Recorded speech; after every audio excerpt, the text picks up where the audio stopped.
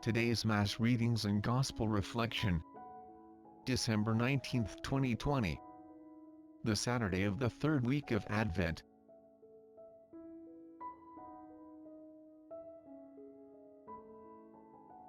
First reading. A reading from the book of Judges. Judges chapter 13 verse 2 to 7 and 24 to 25a. There was a certain man from Zorah, of the clan of the Danites, whose name was Manoah. His wife was barren and had borne no children. An angel of the Lord appeared to the woman and said to her, "Though you are barren and have had no children, yet you will conceive and bear a son. Now, then, be careful to take no wine or strong drink and to eat nothing unclean. As for the son you will conceive and bear, no razor shall touch his head. For this boy is to be consecrated to God from the womb. It is he who will begin the deliverance of Israel from the power of the Philistines." The woman went and told her husband, "A man of God came to me. He had the appearance of an angel of God. Terrible indeed. I did not ask him where he came from, nor did he tell me his name. But he said to me, 'He will be with child and will bear a son. So take neither wine nor strong drink, and eat nothing unclean. For the boy shall be consecrated to God from the womb, until the day of his death.' The woman bore a son and named him Samson. The boy grew up and the Lord blessed him. The Spirit of the Lord stirred him." The word of the Lord. Responsorial Psalm. Psalms chapter 71 verse 3 to 4a, 5 to 6ab and 16 to 17. Let our response be, "My mouth shall be filled with your praise, and I will sing your glory." Be my rock of refuge, a stronghold to give me safety. For you are my rock and my fortress. O my God, rescue me from the hand of the wicked. Response. My mouth shall be filled with your praise, and I will sing your glory.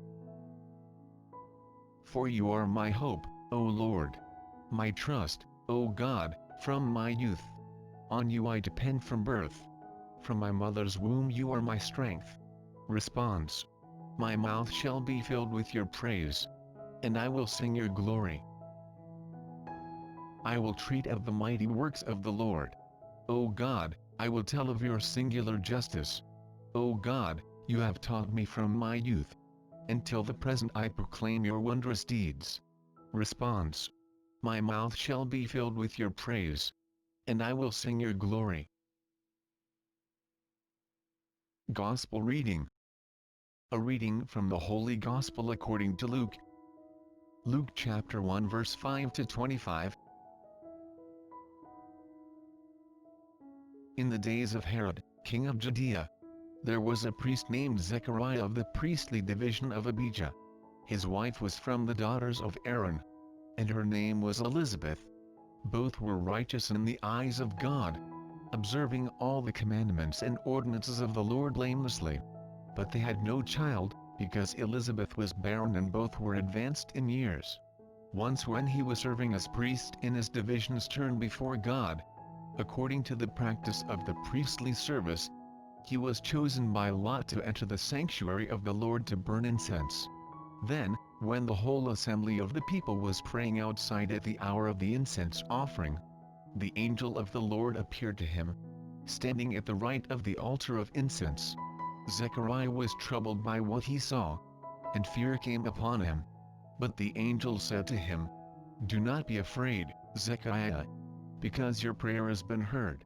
Your wife Elizabeth will bear you a son, and you shall name him John.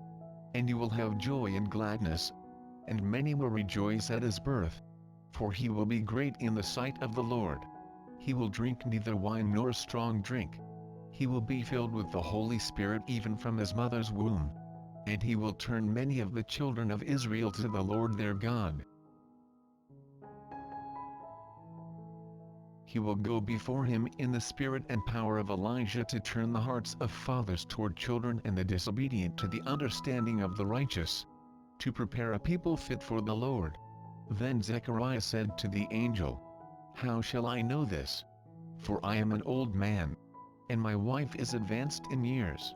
And the angel said to him in reply, "I am Gabriel, who stand before God. I was sent to speak to you and to announce to you this good news. But now you will be speechless and unable to talk until the day these things take place, because you did not believe my words, which will be fulfilled at their proper time." Meanwhile the people were waiting for Zechariah and were amazed that he stayed so long in the sanctuary.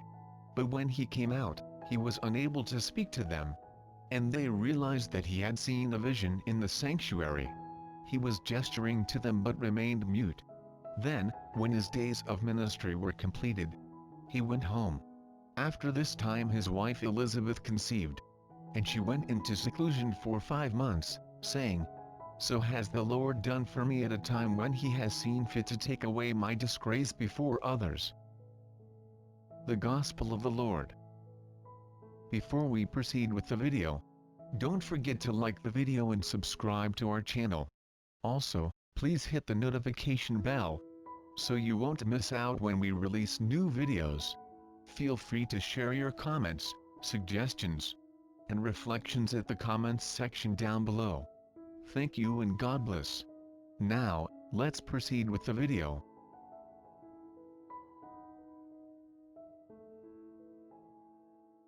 The reflection on today's Gospel. Today's Gospel speaks to us about the visit of the angel Gabriel to Zechariah. Tomorrow's Gospel will speak about the visit of the angel Gabriel to Mary. Luke places both of these visits side by side with each other in such a way that as we read both texts, we perceive the small and significant difference between one visit and the other, between the Old and the New Testaments. Look for the differences between the visits of the angel Gabriel to Zechariah and to Mary through the following questions. Where does the angel appear? To whom does he appear? What is his message and what does he announce? What is the response? What is the reaction of the person after receiving the visit? The first message of the angel of God to Zechariah is, "Do not be afraid." Up until now, God still causes fear to many people and the message continues to be valid. Do not be afraid. Immediately the angel adds, "Your prayer has been heard." In our life, everything is the fruit of prayer. Zechariah represents the Old Testament. He believes, but his faith is weak. After the visit, he remains mute, incapable to communicate with people. The announcement of the angel expresses the importance of the mission of the child who will be born and who will be called John. He must drink no wine, no strong drink. Even from his mother's womb he will be filled with the Holy Spirit. John will be a person who is totally consecrated to God and to his mission. He will bring back many of the Israelites to the Lord their God. With the spirit and power of Elijah he will go before him to reconcile fathers to their children and the disobedient to the good sense of the upright, preparing for the Lord a people fit for him. John will take the place of the expected return of the prophet Elijah, who will have to come to carry out the reconstruction of community life, to reconcile the heart of the parents to their children and the disobedient to the wisdom of the just. In reality, the mission of John was very important. According to the people, he was a prophet. Many years later, in Ephesus, Paul continued to find persons who had been baptized with the baptism of John. When Elizabeth, being old, conceived and remained pregnant, she hid herself for 5 months. While Mary, instead of hiding, gets out of her house and goes to serve her. What struck you the most about this visit of the angel Gabriel to Zechariah? To reconcile the heart of the parents toward their sons, to reconstruct the fabric of human relationships and to build up life in community. This was the mission of John. This was also the mission of Jesus and continues to be the most important mission today. How do I contribute to this mission? For you are my hope, Lord. My trust, Yahweh, since boyhood. On you I have relied since my birth.